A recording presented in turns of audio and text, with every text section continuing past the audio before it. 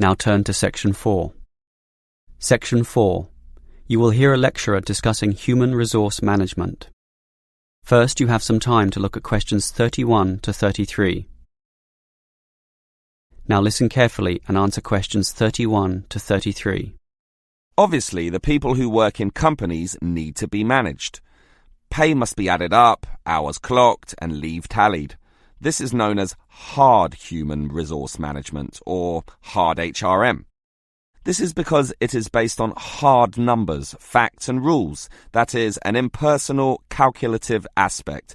And again, there must be such an outlook, with all its paper-based systems, in order to carry out company tasks. But if there's a hard, there must be a soft. And it is this soft element of HRM that I'd like to consider now.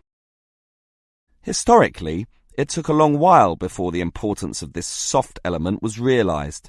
Originally, for example, in Henry Ford's car-making factories, workers were regarded as unthinking tools who would mindlessly repeat the same task for 8 hours a day.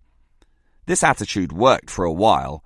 However, the Ford Motor Company faced the growing challenges of huge turnover, lack of motivation, declining quality of their product, and labor disputes. It eventually became clear that the original ethos about workers was wrong. It needed to take their human needs more into account. That leads us to the modern soft HRM model, where the staff, or human resources, are now considered one of the most important assets a company may have, an asset just as tangible as the factories, shops, and money in the bank, and something that needs to be managed in a soft way as well as hard. Before you hear the rest of the lecture, you have some time to look at questions 34 to 40. Now listen and answer questions 34 to 40. So, what is soft HRM? It basically involves 3 elements. One is motivating your staff. The second is making sure they stay with your company, that is, reducing turnover. And remember, turnover costs money, diverts resources, disturbs the system, and you may be losing a lot of experience there in just one staff member. The third element is using the staff in the best way, in a way that gets the most out of them. All of these elements are closely related and sometimes overlap, but are still distinct enough to be considered separately. Now, let's talk about motivation first. Obviously, people will work harder if they feel good about being where they are. This means the company should let people know that they are significant, and you do that by emphasizing the higher purpose their job serves in society as a whole.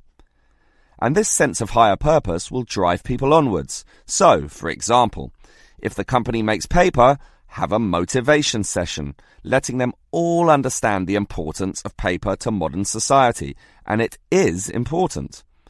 Basically, everything is important when you think about it, so make this fact clear to all. As for keeping staff, well, that also comes from motivation. But do you know the number one reason why people leave jobs? The answer?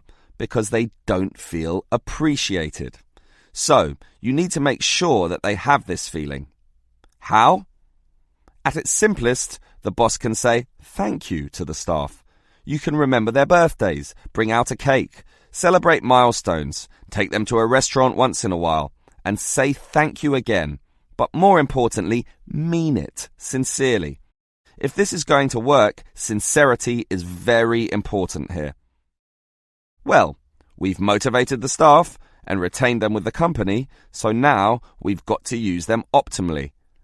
This is often done by getting them to participate more in the key decisions. This has 2 advantages. 1, the employees feel more in control of their destinies, helping again with motivation and retention. And 2, the company tends to make better decisions.